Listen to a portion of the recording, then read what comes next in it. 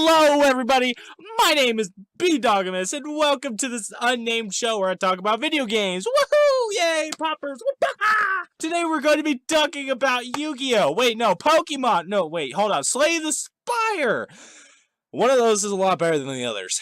So Slay the Spire is essentially a roguelike dungeon crawler where you have to fight multiple enemies on multiple floors, moving further and further into the spire.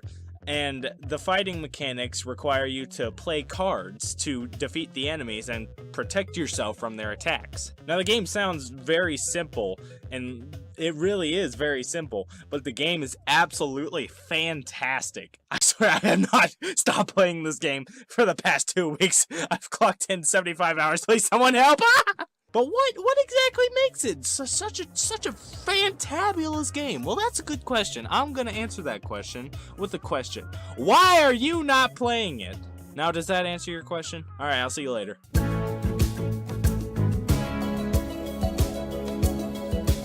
But for realsies, let's talk about what makes this game so special. First of all, the combat. The card-based combat is something that I'm usually turned off from whenever I see it in a game. Hearthstone is a great example of this. I tried the game, I really tried it, but it just didn't feel for me.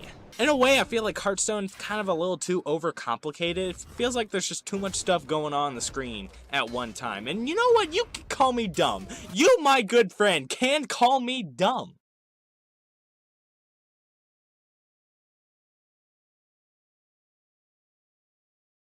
But what makes Slay the Spire so appealing is essentially its simplicity. When I say simplicity, I don't mean the game is not brimming with content. I don't mean there's not very many options on how to build your deck. No. Building your deck is one of the greatest things about this game because you can keep piling on and on, card after card into this one strategy until essentially you basically break the game. And this is one of those games that wants you to break the game. It wants you to experiment with the mechanics that are put into place. What happens when I combine this card with that card? What happens when I play this card first instead of that card? The options are almost endless. And this provides a very authentic experience with every playthrough of this game.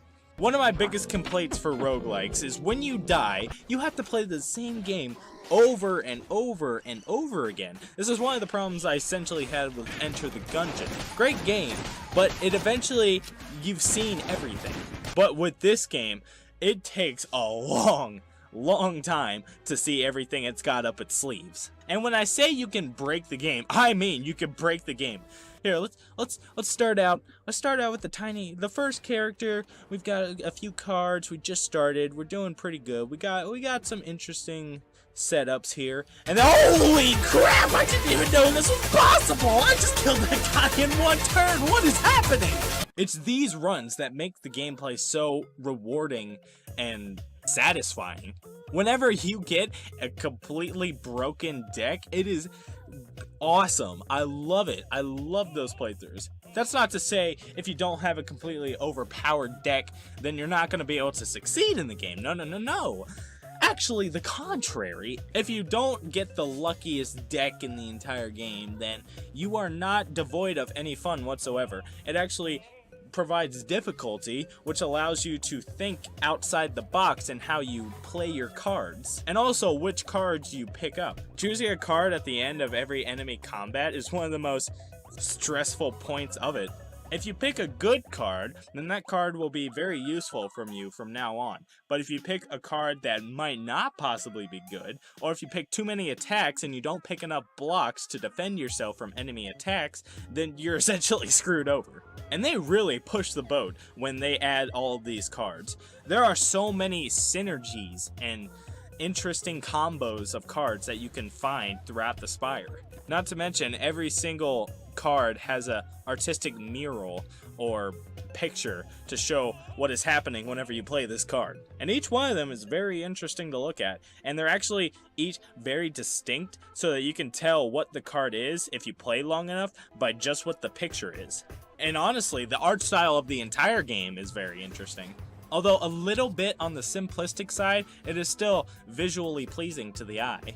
But have I told you how creative this game is? Now there are 3 possible bosses at the end of each floor, and there are 3 floors. So essentially there are 9 bosses, including another one at the end, at the very end, that I haven't even got to, because I'm so bad at this game. And every single boss has their own pattern of attacks. So if you play the game for long enough, then you can learn the patterns that these bosses distribute, and you can figure out creative ways of using the deck that you have built in order to boost effectiveness against the pattern that this boss has. Some bosses are a lot easier than others too, I would say, so it does come down to luck. And that's one thing that's a little weird about it.